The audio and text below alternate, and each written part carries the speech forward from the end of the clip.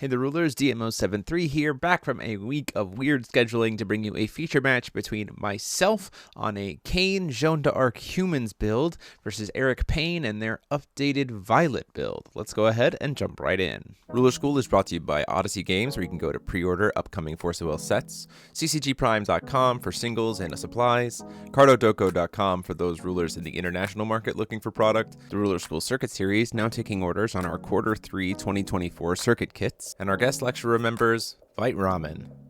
Class is in session. So as we get into it here, just a reminder that the next Ruler School Circuit, Q3, is now available for pre-order. The kits are available, so let your stores know so they can get them in to host those events. So we have Violet on the left. It has been updated to run things like Mirror. We're setting the stage to kind of have some of that protection kind of pieces. And on the right, I am playing a Cain Humans build. There were some pretty cool synergies between these two in general, along with the new cards that came out for both of them in the newest set that gives some more flexibility and some more staying power to it. So we wanted to kind of put this combination to the test here on the channel and show you what we think. So we'll see how this goes. Obviously, things like Mirror can help against Violet's activate abilities. Also things like Girl Staring At or things like Muse Spirit could also be very good against Violet if they're going the Atomic Bahamut route, so we'll have to see how this goes. Plus also the new stones are just nice for Violet in general. So we see a turn 1 Call Stone, activate Violet, discard Everfrost for Erik just to kind of help fill the hand. On my side, knowing that we have full tap out here, we have some pretty safe bets. There could be a Mirror in the hand, that is for sure, but it would burn a couple of cards, resources for Erik. So knowing that we don't have to worry about a Muse Spirit here, we can go in for Fate of the Girl. This was introduced in Pilgrim Memories, is a really cool tool for this deck. And then we can pay 2 to cast Abel, the Apostle of Creation. Now, a couple of things here we kind of start to go to make sure this resolves. I'm going to explain this to him. We're going to be trying to set this up to get the max amount of value possible on turn 1 for this list, and you can do some pretty cool things thanks to Bandolier. So what we're going to do here, as you'll see us kind of play this out, is we start to go activate the Abel effect and then realize we kind of missequenced it here.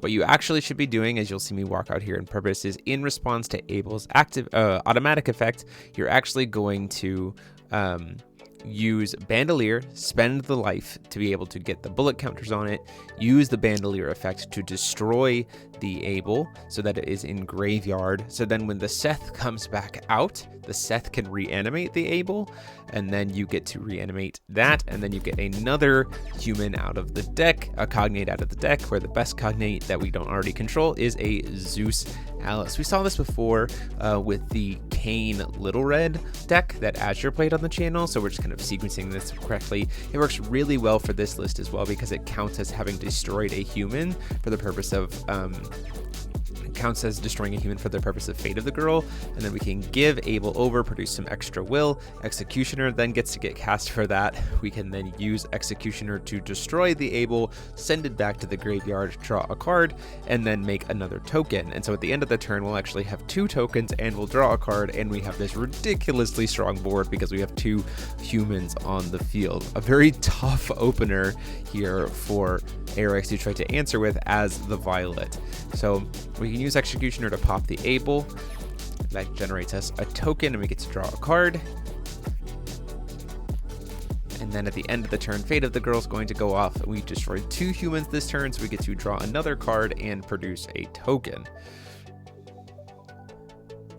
Sorry for the camera shake there, but you can see just that was all off of a Fate of the Girl and 1 stone. So Cain kind of really can work together to do some pretty gross things in combination here, especially when your opponent doesn't have Muse Spirit. You just apply a ton of pressure here, and suddenly we're threatening a really big lethal push next turn, especially since Fate of the Girl is giving Executioner and Zeus Alice +4/+4 because they are water humans. We're going to go ahead and see Erik go do violet effects, discarding to pitch void, gets rid of the able. Down comes that tiny violet that is going to get those atoms back in the hand. Now it's a question of, do we have anything that we want to follow that up with? Erik's hand is not that great in terms of spot removal, discarding a Brave Force. It looks like it has the spell counter, the boon Tachyon, which doesn't really help too much here. We have another stone. We can go ahead and Judgment Cain if we really wanted to, but we're going to start first by just seeing if we can swing in for 1. Get that chip damage in here as much as possible.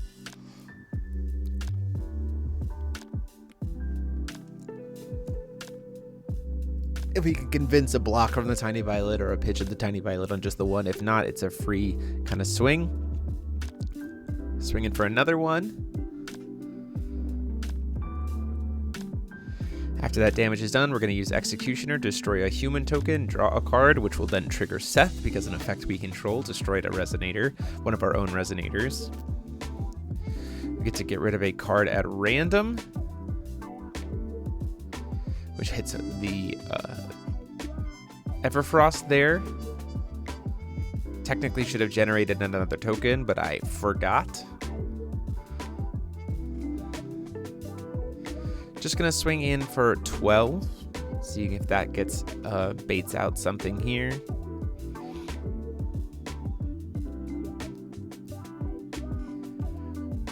Do have a Tachyon, that's not really helping. Brave Force doesn't really help, so we're gonna see if Violet can draw us into something. Unfortunately, draws us into another Everfrost, which doesn't really do much. So Erik's just gonna pitch a Brave Force to be able to pump up the Tiny Violet, just in case I wanted to try to swing into it, but says I have no blockers, gonna take it, go down to 26. Executioner then gets to swing in for 13, takes Erik down to 13. And then we do a little bit of a misnomer here with what you're about to see. Just to keep in mind, ultimately it doesn't super matter in the end, grand scheme of things. We use Fate of the Girl to give the token to Erik. We can't. We'd have to give Erik the non-token, which is the Zeus Alice. Either way, it doesn't matter because we'd be giving something that doesn't block. And we need the will anyway. Ghost of Orleans gets to come down here, mills us a couple of humans to the graveyard, including a human and a Gilderai. Normally you could use the red-blue Gilderai, but we're going to go ahead and use the OG Dragon Gilderai and a Seth, since we don't need that anymore, but we're also planning on removing that Seth from the game, so that kind of sets us up to be able to do the Solarization of Shiva as well. Generates a token thanks to Ghost of Orleans. Gonna burn a counter to destroy a Resonator I control, which we're gonna pop the Alice, which is then gonna trigger Seth. Gonna get another random discard, hits an Atomic Bahamut, very good for us. We're going to probably then, we're just going to pay 1. Nope. Sorry, sequencing here. We're just going to remove the Zeus Alice from the graveyard to make another human token, thanks to Ghost of Orleans. And then at that point in time, we're going to pay 1, play an Able. In response to Able's enter effect, used Ghost of Orleans ability to try to destroy the 3 humans and reanimate a Gilderai from the graveyard. We can reanimate, we can destroy the 2 tokens and the Able, which will then trigger Seth. After we get the Gilderai out, Seth forces a random discard to happen. So once again, just ripping cards out of the hand here from Erik. Hitting a 1, getting the second Atomic Bahamut, so just ripping both of those resources out of the hand. In comes another Able. Able doesn't have anything else to be able to grab because I already have a Seth, but it still kind of helps to serve as a replacement here.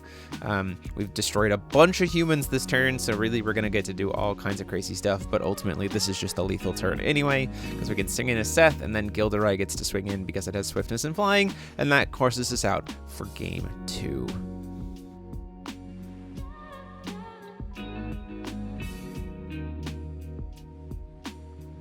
So getting started here in game 2, Erik deciding to take the coin, which makes a lot of sense. You want to be able to get Violet live almost immediately with things like Everfrost, which get a lot of hand value, as well as being able to set up a potential turn 1 like tiny Violet double setup play here.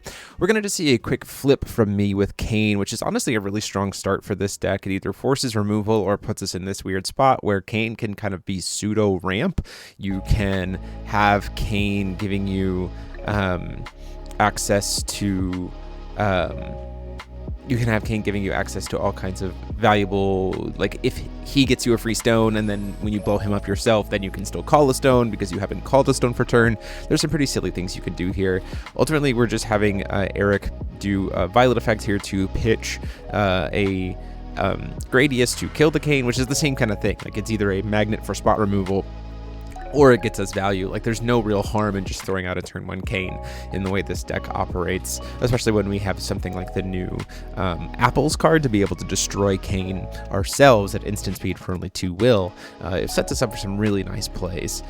So just gonna go ahead and call Stone Pass after that. Erik choosing to go into just calling a stone as well, potentially going for a tiny Violet here. You see there's double mirror in hand for some of that protection piece. But it's a question of where we see some activation. We are going to see a pitch of a Eternal Wind to Violet to be able to recover a stone, and down comes that tiny Violet to try to get those 2 atoms back. We say, yeah, that's fine. We're not going to be too worried about that. We're going to let those get bought back here. The thought is then, though, at the end of the turn, we're going to go ahead and pay 100 and actually just pay 2 will to Chivalry's Tears the Violet. Now, he starts to go to try to mirror here, which is why we point out, oh, we paid 2 will for this. You can't mirror. That's kind of the whole point. So before recovery, we're going to go ahead and pay 1200 life to get our bullet counters active here. Erik did have to discard the hand size at end of turn, which does discard that mirror, which might signal to me that there's a second mirror in hand, especially, which makes this play maybe a little bit riskier, playing the Lumia here after recovery to try to gain back the life from paying for the Bandolier. Seeing if this resolves it. If it baits out a mirror, it's not that big of a deal. Our life total against Violet is either 1 or done because it's probably playing Atomic Bahamut, as we saw in game 1. So having anything less than that life total wise doesn't really matter. Ultimately, our Lumia gets through, so we get to gain our life back, which is great. Go back up to 38, draw a card, keep our hands filled, and have some nice kind of responsiveness here. See, we have that once again, beautiful Girl Snaring At, which helps us a lot against the Atomic Bahamut line, and then we just kind of go from there.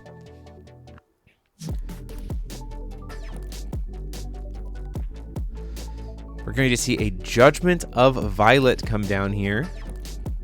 Violet comes out, going to start being able to pitch those atoms and pump up. This is very clearly setting up for a potential line with Atomic Bahamut. We're thinking about whether or not we want to pitch the Girl Staring At here before before the flip. Ultimately, we are going to pitch it. The thought being that we want to see if we can burn as many cards out of Erik's hand as possible here before trying to do the Girl Staring At, minimize the chance of follow-up here. So Brave Force gets discarded, which will give +6/+6 barrier or +6 attack, swiftness, and barrier, and then it's also going to just naturally pump up using the +2 effect of her. Pitching an Eternal Wind, we get another +2/+2. We have a lot of atoms here left in gray. We have a White Garden. We can gain 1,000 more life. We can Gradius to get the blocker out of the way. A lot of stuff that can go on there, although we only need 5 atoms in grave, so there's also potential for a Tachyon or banishing the stone to get our 5th one, so we still have Gradius available, ultimately choosing to use the Gradius there. And then making an interesting play here with a proactive setting the stage of Providence.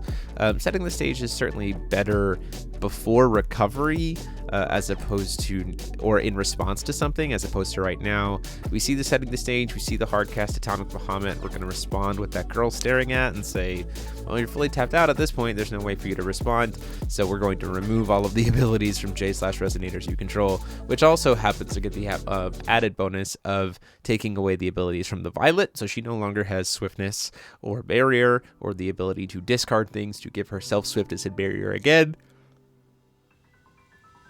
So that really played out in our favor here, just really saying, well, you fully gassed out and then kind of walked into the stop. So we're good to go there. There is a world where Erik could have probably swung first, and I probably would have just taken that damage and then waited till the Violet follow-up turn.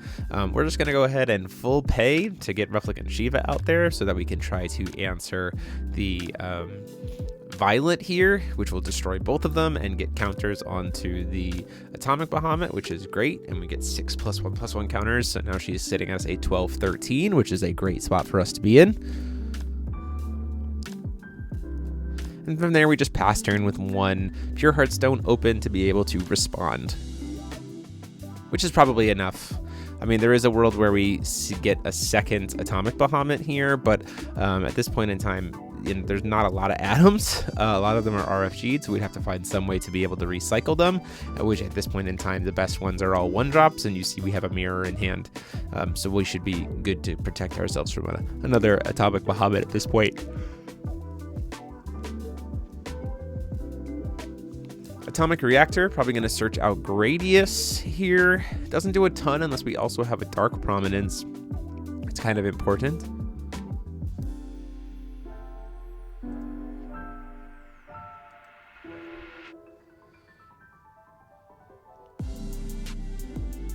Going to move to Recovery, mainly because of that, stat pump. We're going to do a Violet, discard the Gradius, which is, I think, Erik forgot about the +1/+1 counters here, or just kind of wasn't really thinking about the fact that the 800 damage would not kill her because of the +1s. Cast the Tiny Violet, we say that's fine, gets to buy the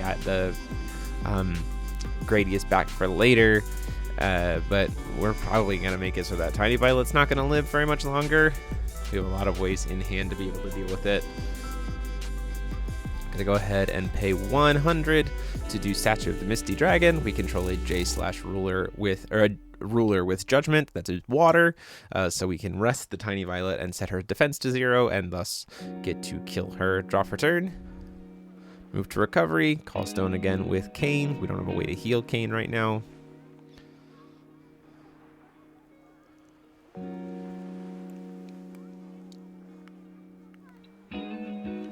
Go in for a nice 12 damage, go down to 36.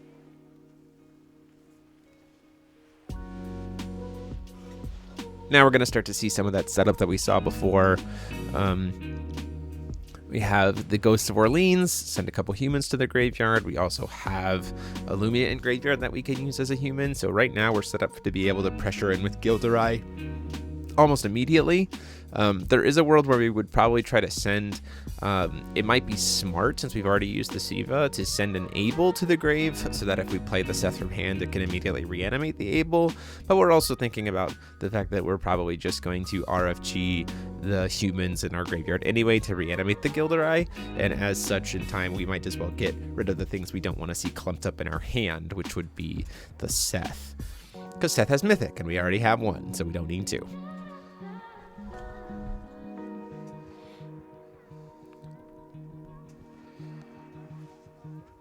Erik here going in for 1 to try to Gradius the Shiva, and then we see finally found the Dark Prominence to try to blow it up after it's lost all of its abilities. We're going to respond to that by once again to dodge Mirror. We're going to pay 100 life and use Chivalry's Tears on the Shiva so that when it gets killed, it'll get to come back into play tapped. This is to help us play around Mirror now that we know that Erik is playing Mirror in the deck.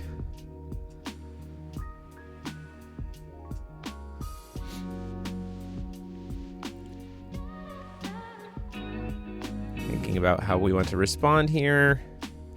Just gonna have to let that resolve, unfortunately, with what Erik has in hand.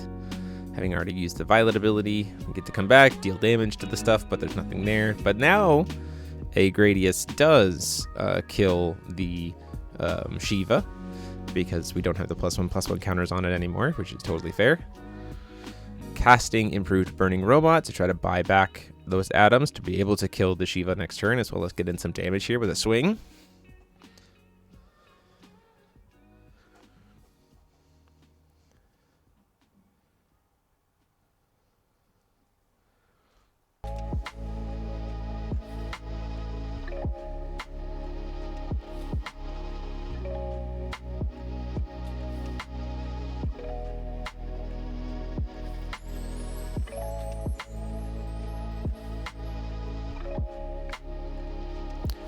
Improved Burning Robot gets to buy those back. We have a Fossil Girl in hand, so we're thinking about where to respond. What's the best opportunity for us to respond, whether it's to buy this back or not.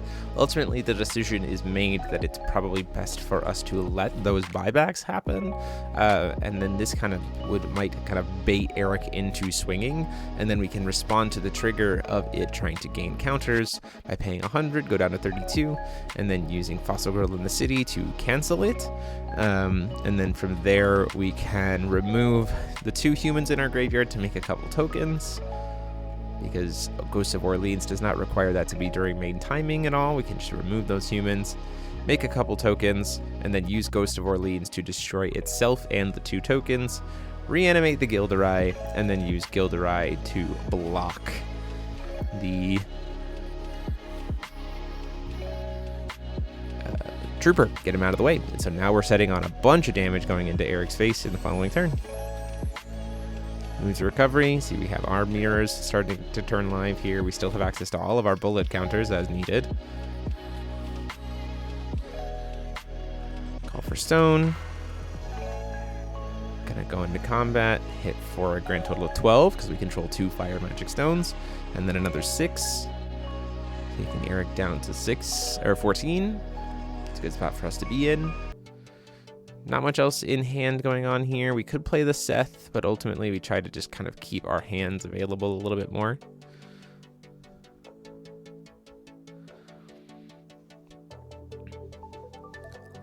A lot of potential for interaction.